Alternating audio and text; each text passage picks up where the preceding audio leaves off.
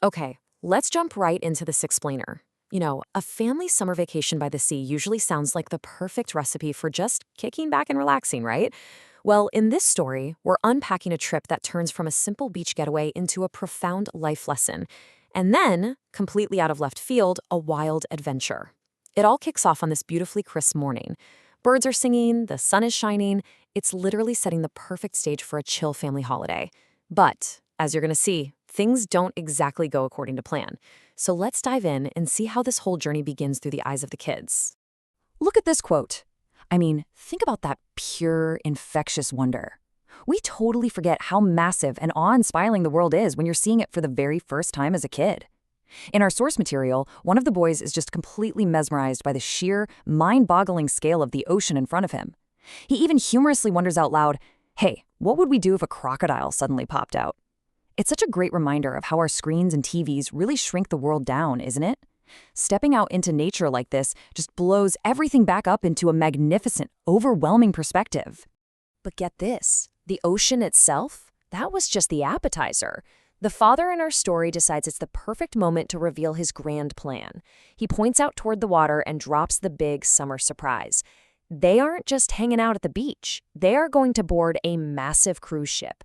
For the parents, this is a carefully orchestrated surprise to create some lifelong memories. But for the kids? Well, the whole concept of a giant ship brings up a totally new set of hilarious questions and adorable misunderstandings. Okay, so here's where it gets pretty funny. When the kids hear the word ship, which is jahaz in Punjabi, a word that's also used for airplanes, they literally look up at the sky, fully expecting to fly. The father patiently steps in, right? He explains that actually, unlike an airplane zooming up in the clouds, a cruise ship floats and runs right on the water, kind of like cars driving on a highway. Then, one of the boys, Tufan, confidently asks if this massive ship can run faster than him, and the dad gives this incredibly sweet answer telling him that absolutely nothing runs faster than his Tufan. It's just one of those touching parenting moments that really grounds the kids before they board. So they hurry up and board, so the ship doesn't literally leave them in the dust. And the vibe shifts instantly. They step inside, and it's like they've been transported into this grand, luxurious hotel. But amidst all that glitz and glamour, something really cool catches their eye. There's an entertainer right there, a flawless juggler who is effortlessly keeping every single ball in the air without dropping a single one. I mean, to the kids, it looks like absolute magic. And of course, seeing someone do something that flawlessly, it instantly sparks a deep sense of wonder and, naturally, a tiny bit of competitive curiosity. Which brings us to a really great question. Can anyone actually pull off a trick like this on their very first try?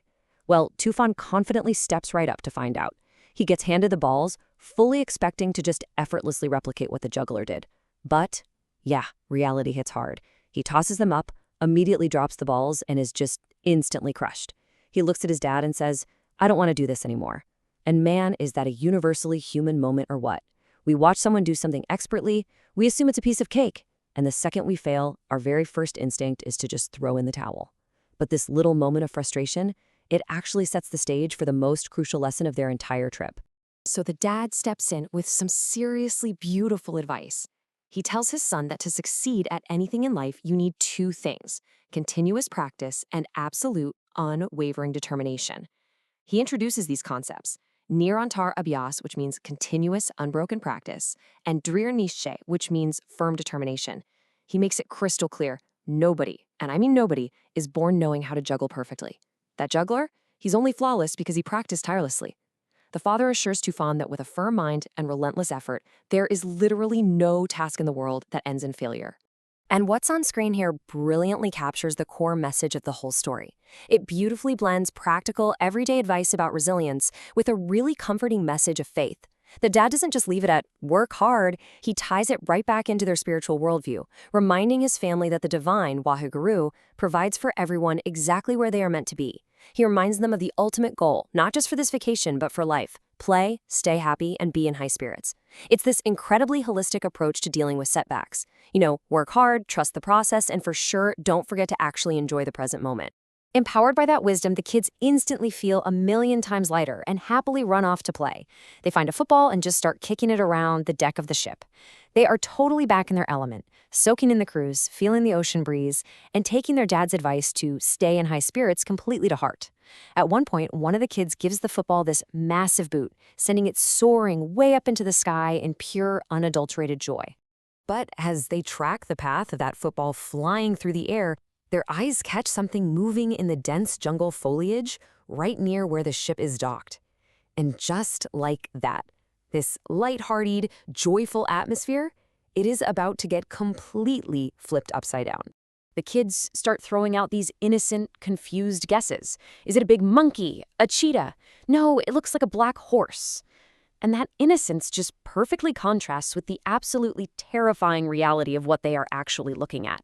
Staring right down at this frozen, horrified family from the jungle leaves is the colossal, textured head of a massive snake. Its yellow, slit-pupil eyes are locked dead onto them. The kids are trying so hard to process this gigantic creature that they're wildly guessing it's a monkey or a horse, simply because their brains literally cannot compute a snake of this monstrous size. I mean, the sheer scale of this thing next to the family is just deeply chilling. So what do they do next? Well, we are leaving you with this massive cliffhanger. How on earth will they escape this giant creature? And honestly, what would you do if you were in their shoes? They've just learned this deeply profound lesson about firm determination and continuous practice, but how does any of that apply when you're staring down a snake the size of a literal dinosaur? Will Tufan's speed, the speed his dad was just praising, be enough to get them out of there safely? This explainer has seriously taken us from the peaceful sounds of morning birds to one of the most tense, jaw-dropping encounters imaginable. Thank you so much for joining me on this wild ride, and I'm going to leave you to ponder. Just how does this incredible sea adventure actually conclude?